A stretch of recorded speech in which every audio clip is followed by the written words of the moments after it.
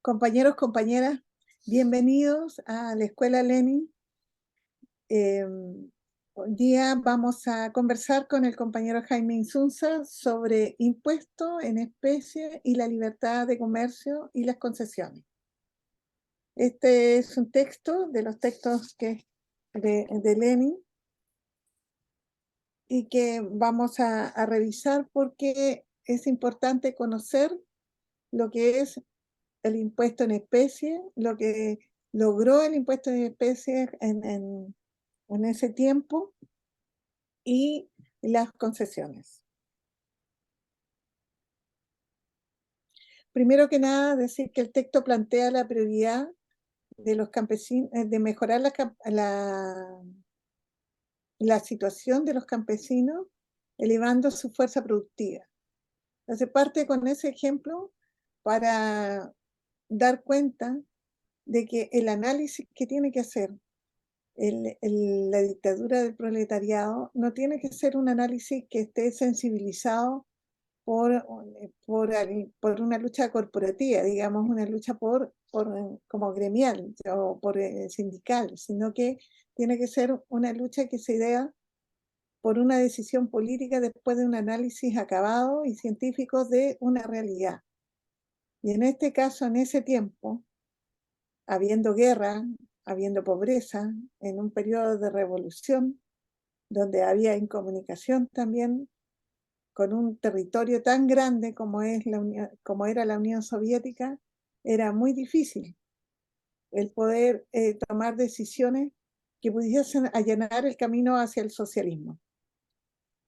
Entonces este texto plantea que se tomaron algunas decisiones generando primero que nada la prioridad de los campesinos, entendiendo que en ese tiempo la población campesina, algunos habían pequeños campesinos que eran propietarios de la tierra y otros no, ya habían también grandes terratenientes.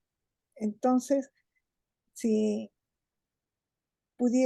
se da esta oportunidad de mejora de la situación y el Estado le entrega algunos aportes y recursos al campesinado, este podía elevar la fuerza productiva que al mismo tiempo podría apoyar el trabajo de los obreros que estaban en las fábricas o estaban en las ciudades.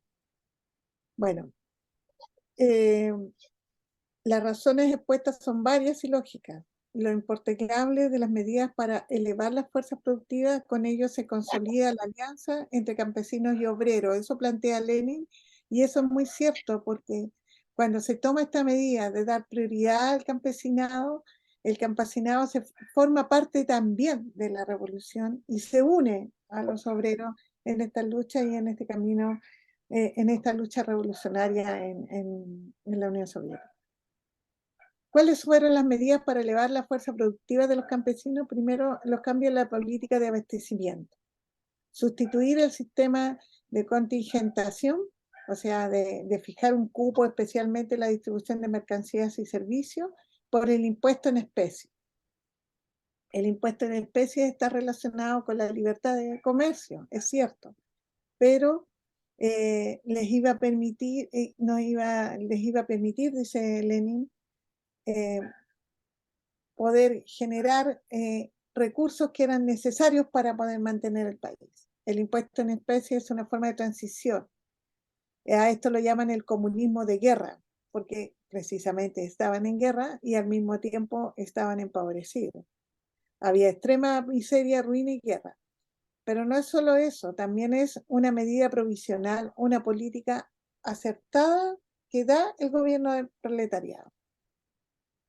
El impuesto en especie consiste en tomar a los campesinos todos los excedentes y a veces incluso los no excedentes, dependiendo de las necesidades, una parte de víveres indispensables al campesino para cubrir gastos del ejército, ya que estaban en guerra, y mantener a los obreros. Se tomó a crédito o a cambio de papel moneda. Esto alejó a los campesinos de los terratenientes y capitalistas y fortaleció la alianza obrero-campesina. Y esa fue la primera medida que permitió, o sea, la primera situación que se dio, consecuencia que se dio en este periodo revolucionario de la Unión Soviética, en este periodo tan duro, es que el campesinado se unió a la clase obrera.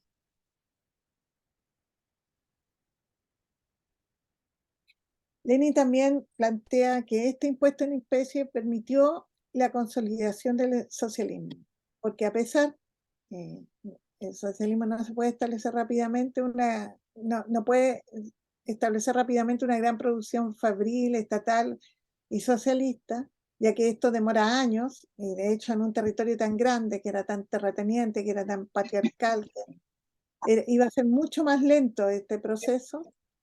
Hay que considerar una realidad hay que considerar esta realidad y tomar decisiones acertadas. Y esas decisiones las tiene que tomar el proletariado, y esto fue el impuesto en especie.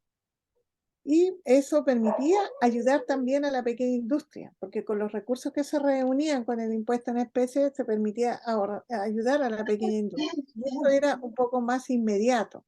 Eso permitía inmediatamente empezar a generar producción. De esto resulta el resurgimiento en cierta libertad de comercio de la pequeña burguesía y del capitalismo, obvio, porque como no, el impuesto en especie solamente era el excedente o un poco más, quedaba siempre un poco que podían, ¿no?, los campesinos negociar y comerciar, y esto generó de nuevo eh, el resurgimiento de esta pequeña burguesía y del capitalismo, de este intercambio, ¿no? Es innegable que los pequeños campesinos son patriarcales o son pequeños burgueses en origen. Entonces, cuando sucede esto del impuesto en especie, por cierto, ellos fortalecen esta posición. Pero Lenin planteó como absurda la idea de prohibir o negar todo intercambio que no sea estatal en las condiciones en que se encuentra el país, sino que tratar de meter esto al capitalismo de Estado. Entonces aquí se crea un nuevo concepto, que es el capitalismo de Estado. Ups, no sale toda la presentación.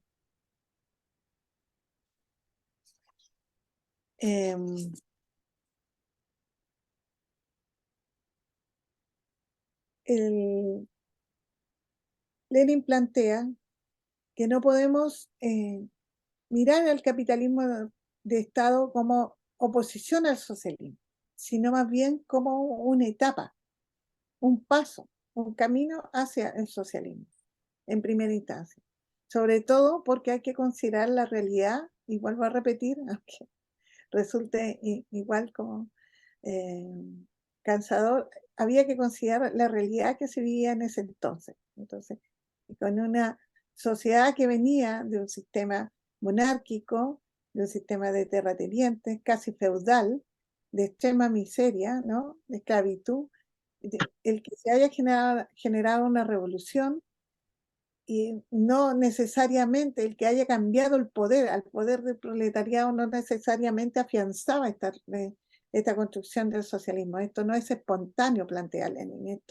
Esto tiene un camino, y ese camino hay que darlo por etapas. Entonces, del capitalismo, él plantea 3 etapas. Del capitalismo podemos pasar al capitalismo de Estado, y este capitalismo de Estado, él plantea que en este capitalismo de Estado se pueden generar 2 formas, ¿no? Uno, las concesiones, que puede hacer el Estado, es decir, entregar a una persona la concesión de una industria, por ejemplo, un gran capital de una gran industria, que fue lo que pasó, y poder controlar a través de esa concesión la producción, y que se maneja como de manera capitalista, pero que es para todos la riqueza y la producción que se hace.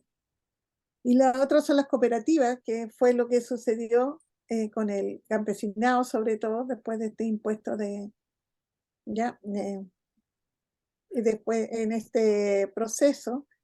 Las cooperativas, plantea Lenin, son más peligrosas porque son más difíciles de encaminar hacia el socialismo, ya que el capitalismo de Estado, que está a cargo de un concesionario, simplemente se saca el concesionario y podemos establecer, ¿no?, la tercera etapa. Sin embargo, con una cooperativa tenemos una serie de grupos ahí, a veces son cooperativas muy grandes y va a ser un poco más complejo el poder abordar este proceso de cambio. Entonces, él plantea que las cooperativas resultan un poco más peligrosas, pero son necesarias en ese momento, son necesarias para poder producir, porque lo que hay que ver es que hay que también ser responsable porque se está gobernando, entonces hay que ser responsable con aquello.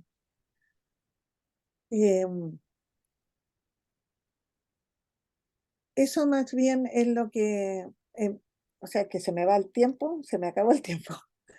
Y por lo mismo empecemos la conversación, Jaime, porque igual hay mucho más que decir respecto del impuesto, ¿no? En especie y al mismo tiempo, sobre todo, de las concesiones, del capitalismo de Estado y de las cooperativas, porque a veces nosotros vemos aquí, sobre todo en América Latina, como que las cooperativas son como como que las mistificamos, ¿no? Como un trabajo, como que son una organización que nos puede permitir, ¿no? Que los trabajadores puedan llegar a una construcción más comunitaria, más de producción. Sin embargo, Lenin nos dice y nos alerta que eso puede que no suceda, puede que no suceda, y nos describe el por qué no va a suceder.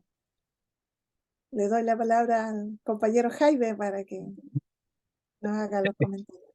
O sea, yo de verdad preferiría, de verdad, si se puede, que tú termines, porque yo creo que hay o sea, porque yo creo que hay en este texto, o con los elementos que entrega Lenin en este texto, Ujú, es posible, creo yo, analizar el hoy, sí. el hoy. Es decir, yo creo que esa es una de las gracias del pensamiento de Lenin, que entrega una serie de elementos que permiten, ¿cierto?, aplicarlo a una circunstancia aparentemente distinta, pero esencialmente análoga.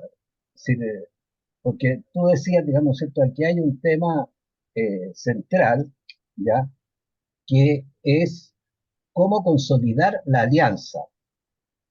Un tremendo tema permanente en la cual nosotros como partido tenemos una experiencia muy rica, Ujú, y, eh, pero esta alianza no solo a nivel político, sino una alianza a nivel social. Es decir, ¿no es cierto? Él dice, con esto, digamos, ¿no es cierto?, a, a un sector del campo, o sea, a los campesinos en general, y a un sector de los campesinos que incluso Lenin los define como parte del proletariado o como semi-proletarios, ¿ya? Eh, y al mismo tiempo, ¿no es cierto? O sea, porque él en una parte dice, algunos dirán que esto va contra la revolución porque se favorece a un sector, digamos, aparentemente que es el campesinado y no a la clase obrera, ¿ya? Y él dice al revés, o sea, para poder favorecer y para poder generar las mejores condiciones para los trabajadores, para la clase obrera, se requiere hacer esto. Y por eso la libertad de comercio, y por eso el tema de las concesiones, etcétera. Por eso el concepto de capitalismo de Estado, ¿ya? Entonces, yo creo, como te digo, que, ¿por qué te digo esto? Porque, o sea, tomémoslo desde otro lado. ¿Qué hace Deng Xiaoping en China en un momento específico, determinado?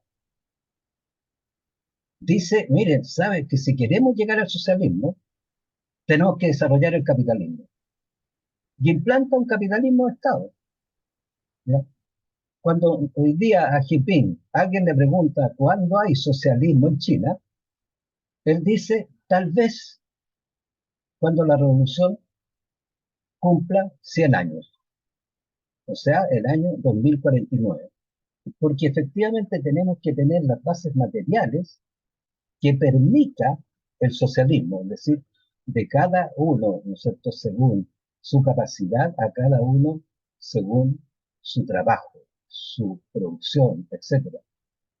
Entonces, como te digo, yo preferiría escuchar, la- digamos, si tiene algo más, o sea, por cierto, bastante más que agregar, digamos, de este artículo, justamente para tratar de conversarlo desde una mirada no solo de, digamos, sino del contexto en que Lenin lo plantea, incluso anunciando situaciones que vienen, porque él dice, todo esto, digamos, para que avancemos, necesitamos nuevas tecnologías, no lo dice en esos términos, lo dice la electrificación del país. Así que es un cambio absolutamente eh, civilizatorio, un cambio profundo desde el punto de vista de los procesos productivos, etcétera, etcétera. No sé si se me entiende lo que estoy tratando de decir.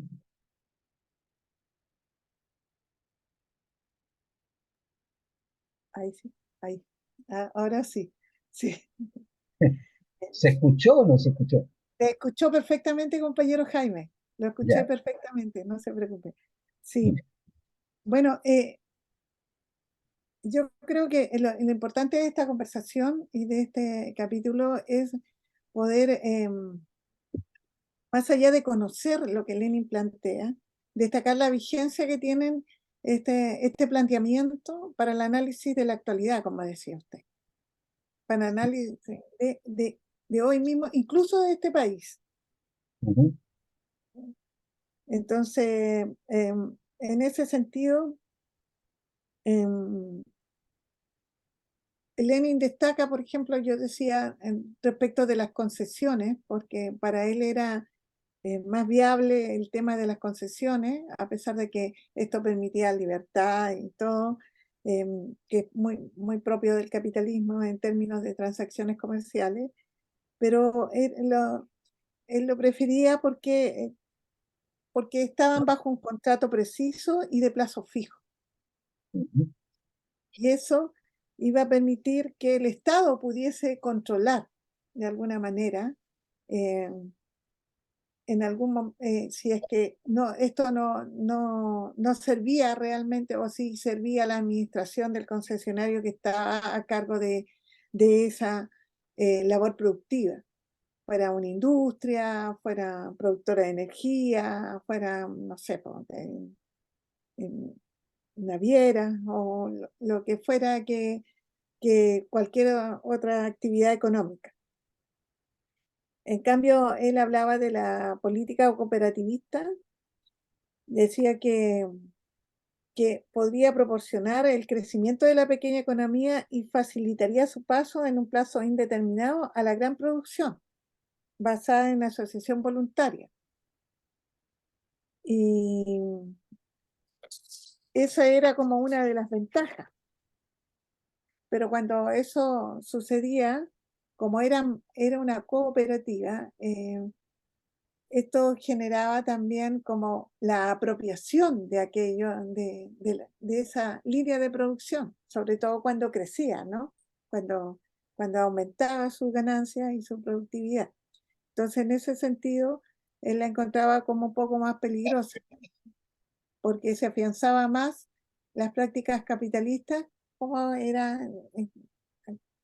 que en el otro lado, y que daban además, podía generar un conflicto en ese sentido. Decía también que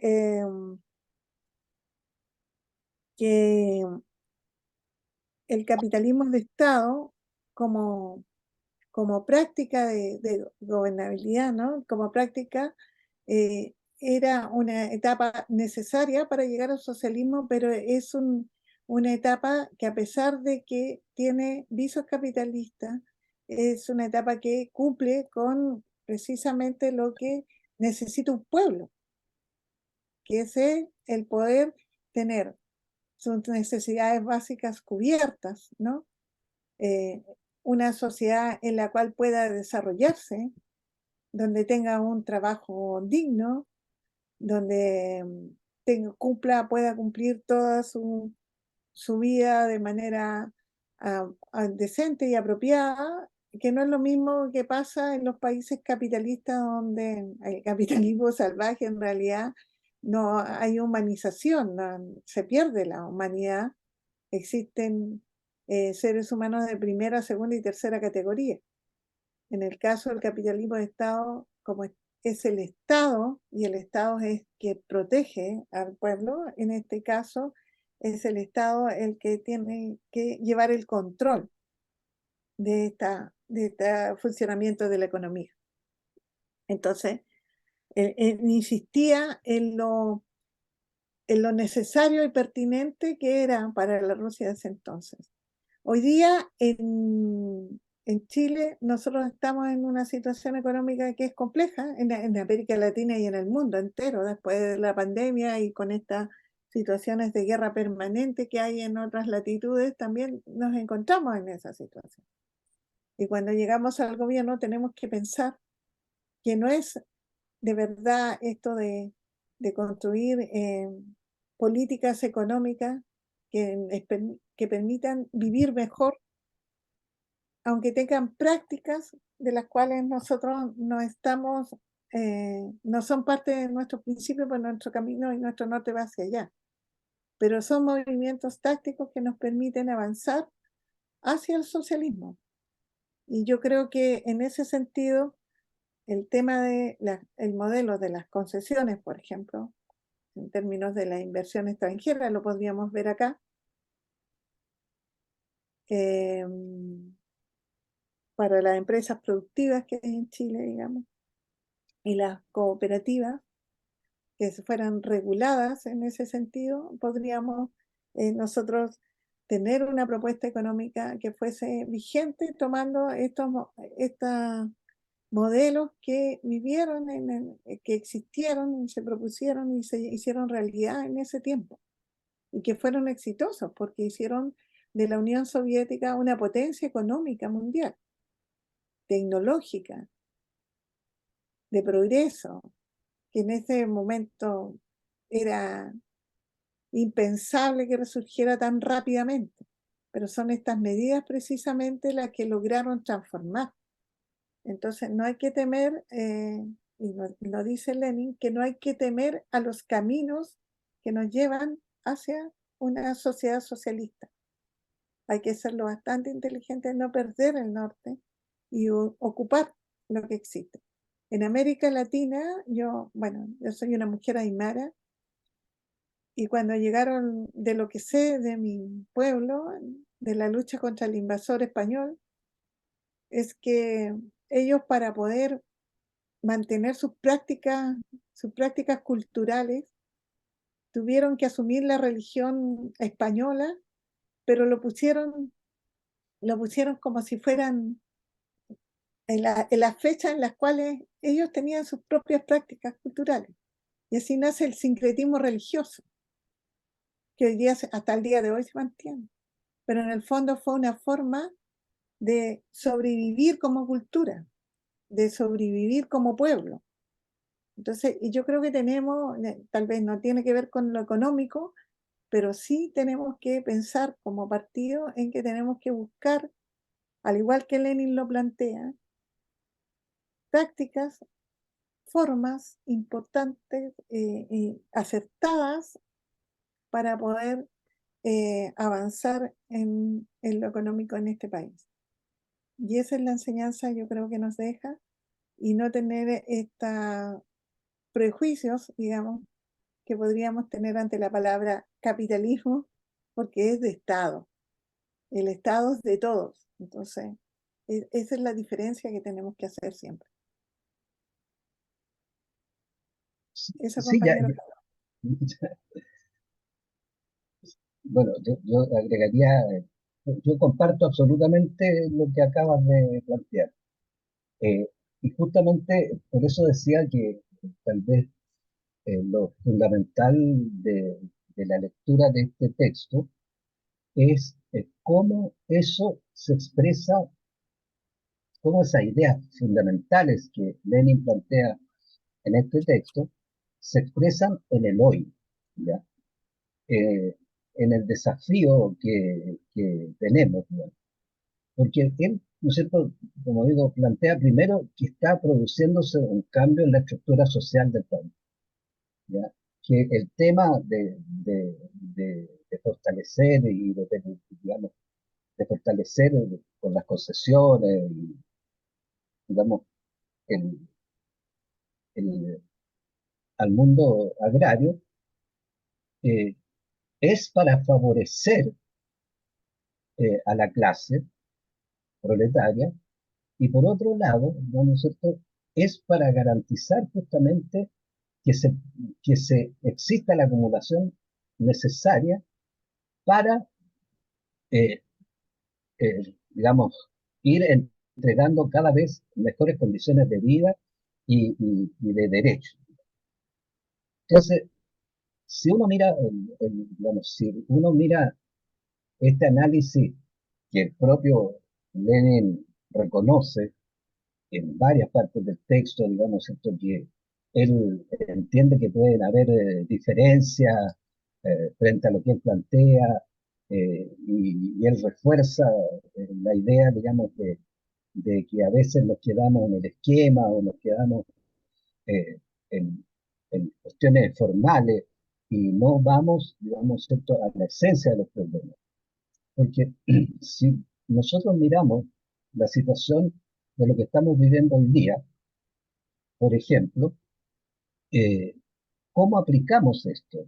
Es decir, si nosotros consideramos, digamos, que hoy día el proletariado está transformándose, que la tecnología está transformando las formas de trabajo, que el tema es que hoy día, ¿no es cierto?, junto a la masa de los proletarios, de los obreros, ¿cierto?, existe un mundo de trabajadores por cuenta propia que nosotros, no, como partido, digamos, ¿cierto?, no hemos todavía comprendido plenamente sus problemas, su situación, sus particularidades, ¿ya? Y ocurre que eso eh, difícilmente va a ser muy distinto en el futuro, ¿ya? O sea, yo decía, el cambio cultural tecnológico que significó la electricidad, bueno, leámoslo hoy día, el cambio cultural tecnológico que significa la cibernética desde el punto de vista del trabajo. Y, por decir un ejemplo, hay quienes dicen sí al teletrabajo. Yo al menos discuto el tema. Y lo discuto ¿por qué? Porque creo que el teletrabajo individualiza la relación, ¿ya? Debilita los colectivos de trabajo. Y por lo mismo, ¿cierto?, hace más difícil hasta la relación humana, ¿ya? Es decir, esto de, si yo estoy trabajando en cualquier parte, de repente le puedo decir a mi compañero de trabajo, oiga, compa, vamos a fumar un puchito para conversar. Con el teletrabajo esa relación desaparece, ¿ya? Pero, pero es lo que viene, entonces son cuestiones que nosotros tenemos que pensar cómo enfrentarlas, digamos, porque también uno tendría que pensar, es decir, este pensamiento de Lenin, piensen, este artículo se escribe 2 años antes del fallecimiento de Lenin, ¿ya? Yo no podría sacar miles de conclusiones al respecto. ¿Qué efecto tuvo la ausencia de Lenin en los procesos que vienen posteriormente? Como tú decías, se logró un tremendo desarrollo, pero la forma de ese tremendo desarrollo, lamentablemente, ¿no es cierto?, significó que cuando se trata de hacer algo, en mi opinión personal, algo similar a lo que estaba planteando Lenin en el periodo de Khrushchev, ¿cierto?, en que había que hacer un análisis de lo vivido para ver cómo se continuaba. Bueno, todos sabemos lo que pasó. Khrushchev, ¿cierto?, desaparece, asume un grupo, Brezhnev, Kosygin, el Podgorny, que piensa distinto, que al final significó el fin de la Unión Soviética. Y es tal vez insisto, estoy suponiendo, la historia es como es, no es como uno quisiera que fuera, ya que si se hubieran hecho las transformaciones que Bruche planteaba, a lo mejor eso no hubiera sucedido, no sé.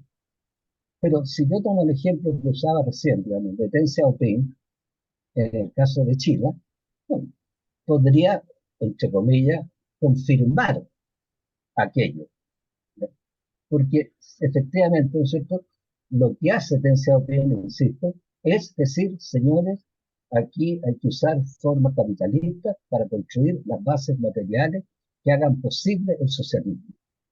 Porque el socialismo no es un tema solo de voluntad, es un tema de cómo se crean las condiciones materiales y culturales que hacen posible una nueva sociedad.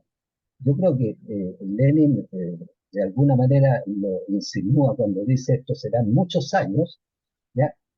Es consciente de que construir una nueva sociedad, ¿cierto? No es un tema de un año, 2 años o simplemente del acto revolucionario, sino un proceso de mucho más largo plazo. Es decir, es como si uno dijera, ¿cuándo se inicia el capitalismo?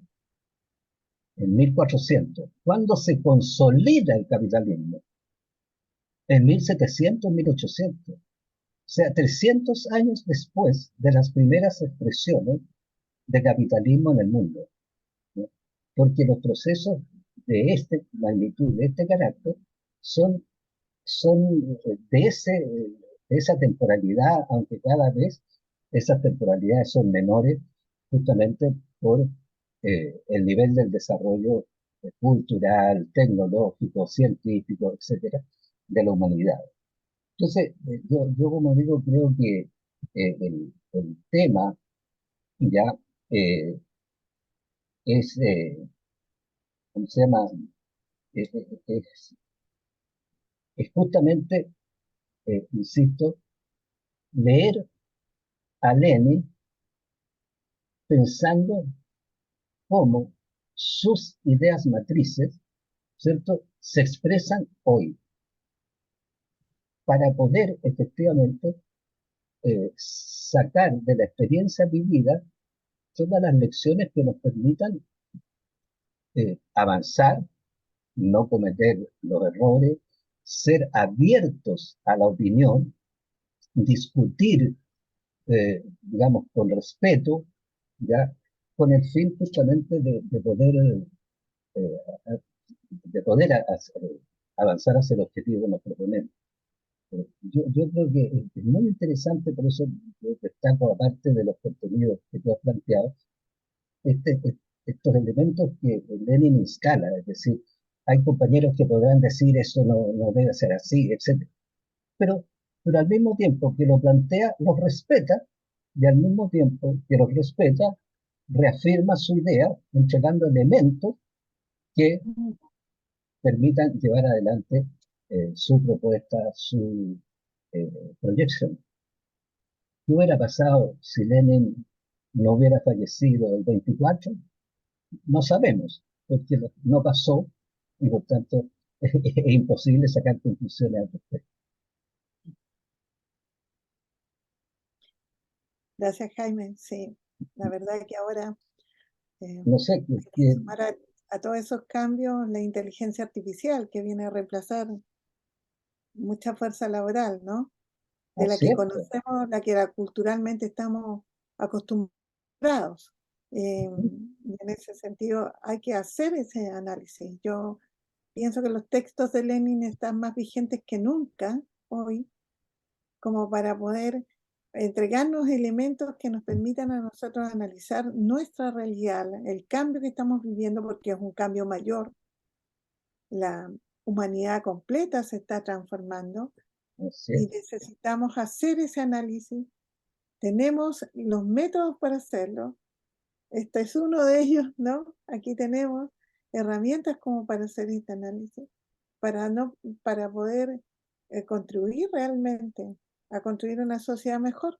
Si eso podemos hacerlo, contamos con la herramienta. Entonces, pienso que lo que tenemos que volver a hacer es a leer, a estudiar y posterior a estudiar, hacer esta relación, ¿no?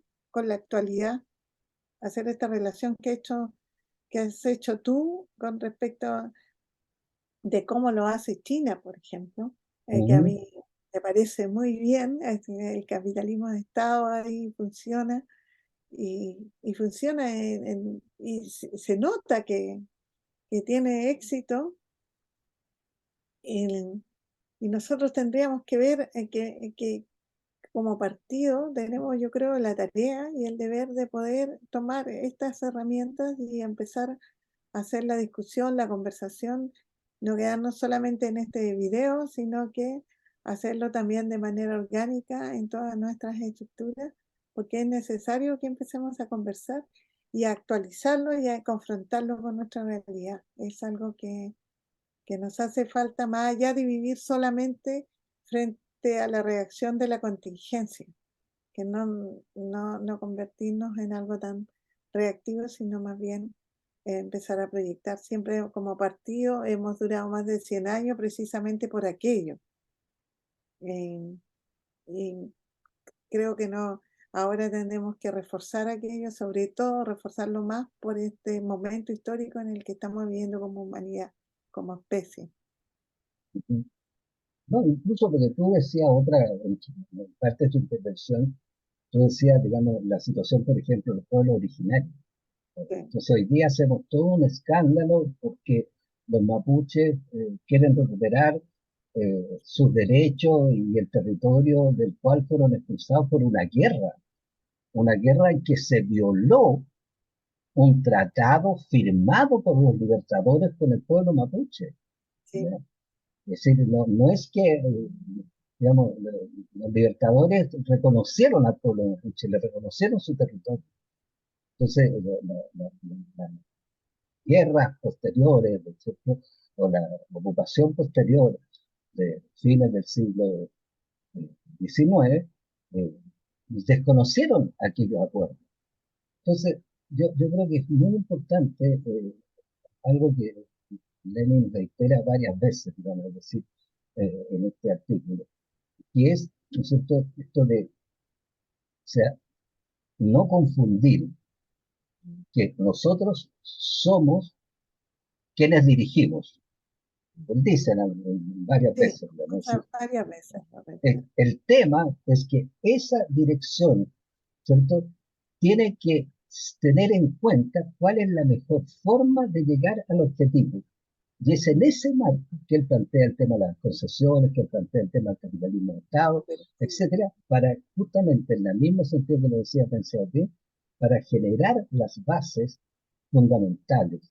Por eso es tan enfático en una parte del artículo en el valor que él le da al desarrollo de la tecnología, el desarrollo de la electrificación del país.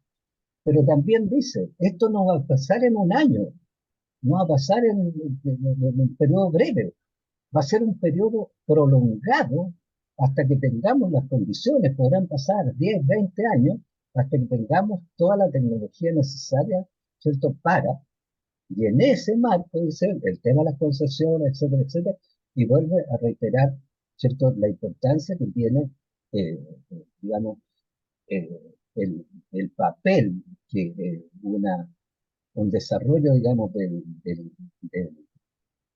campesinado y del mundo agrario, ¿cierto?, es fundamental, porque los obreros para trabajar, dice, necesitan comer. Ya, está simple como eso, digamos, ¿ya? Y para eso necesitamos que, ¿cierto?, la agricultura produzca, etcétera, etcétera, mientras y paralelamente haremos y construiremos las bases materiales que permitan, digamos, ¿cierto?, un desarrollo industrial de mayor significado, etcétera, etcétera, etcétera. ¿No? Pero como te digo, a mí me pareció muy interesante el artículo en ese sentido, porque al leerlo decía yo, chuata, estamos en un momento muy distinto en muchos aspectos, pero en lo esencial, análogo al que el momento en que ¿cierto? Lenin escribe este texto. Sí, sí. En ese momento también había situaciones críticas cuando Lenin escribió que Sí, tenía que pues, abordar. Mm. venía saliéndose de una guerra, miles de muertos, Eso destrucción, plantea etcétera. que no hay que tener miedo ni escandalizarse de la libertad de comercio, de Así, que se puede producir, porque es muy difícil cambiar lo cultural. Nosotros también tenemos que pensar en aquello, cuánto tiempo hemos vivido en este sistema capitalista. No es tan fácil modificar. así. Ujú. Y nosotros como partido hoy día, creo yo, uno de nuestros grandes desafíos es justamente comprender plenamente los cambios que se están produciendo en la sociedad en todos los aspectos debido, ¿cierto?, al cambio cultural, tecnológico que está en curso. O sea, porque yo, y cuando digo cultural, tecnológico, no me refiero solo a la cibernética. O sea, me refiero a qué significa el fin del patriarcalismo. Si el Mm. fin del patriarcalismo es que las mujeres empiecen a recuperar plenamente sus derechos, no es un cambio cualquiera, es un cambio que significa más de 2000 años de patriarcalismo, más de 10.000 años. Incluso el otro día en una conversación decía, cuando aparece Lilith, el 90% de la gente no sabe quién es Lilith, ¿ya? Pero Lilith es la primera mujer en el marco, digamos, de las relaciones de las religiones judaicas. No es Eva, es Lilith, ¿ya? Sí, Que no nace de la costilla de Adán, es creada directamente por Dios, ¿ya? Y eso se ha descubierto ahora, digamos, quizá han encontrado escritos de 500 años antes, etcétera, etcétera, ¿ya? Entonces, pero eso no es un cambio menor, es un cambio gigantesco, ¿ya? Entonces, ese mundo es el que, frente al el desafío frente al cual yo espero, digamos, confío en eso, que el próximo Congreso, ¿cierto?, pueda hacer justamente esta discusión y nos instale en este nuevo mundo. Insisto, desde ese punto de vista, este artículo es bien interesante por la forma en que Lenin plantea el tema. sí. Yo creo que estas discusiones las vamos a dar, compañeros, en el Congreso, Así es, yo también espero lo porque mismo. son pertinentes, necesarias y urgentes, además. Sí, Ujú. tenemos que hacer estas discusiones. No Bueno, sé y si, nuestro Maximiliano, ¿dónde está? no, si tiene algo más que comentar, compañero Jaime. No, no sé, yo por lo menos creo que dije todo lo que quería decir, creo. No sé tú. Sí, bueno, podríamos estar toda la noche analizando el texto Sí, porque cada párrafo tiene una idea muy potente y por cierto que yo los invito a todos y todas a leer los textos de Lenin, no solamente los tradicionales, los que están en las librerías a las cuales tenemos acceso, sino tratemos también de enterarnos y buscar otros textos que pueden ser tan enriquecedores como este. Pues, así es. entonces vamos a cerrar el programa. Muchas gracias, compañero Jaime. Ha sido un agrado poder estar en la conversación con usted y eh, Lo que insisto en escucho te la pregunto. invitación, Sí. insisto en la Muchas invitación gracias a a, ustedes por la invitación. Yo cometí una, cometí un, sí, cometí un error. No saludé al comienzo. Entonces quiero saludar expresamente a todas y todos los compañeros, compañeras, y espero, digamos, ¿cierto?, que esta conversación que hemos tenido con la compañera Rosa ayude justamente a nuestro proceso tanto de desarrollo político como el propio proceso que el gran desafío que tenemos como partido, ¿cierto?, frente a este nuevo mundo que está surgiendo en todos los sentidos, ¿no? Es decir, esto no es un tema, como decía recién, no es un cambio tecnológico, cultural. Hoy día el mundo, entre comillas, podríamos decir, vuelve al oriente, ya después de 500 años de haber estado hegemonizado por el occidente. Entonces, son cambios muy significativos que, bueno, durante el Congreso podremos ampliar y discutir estos temas, digamos, en el mejor sentido y en el más rico sentido leninista del concepto. Discutir Así con es, franqueza, con transparencia y con respeto.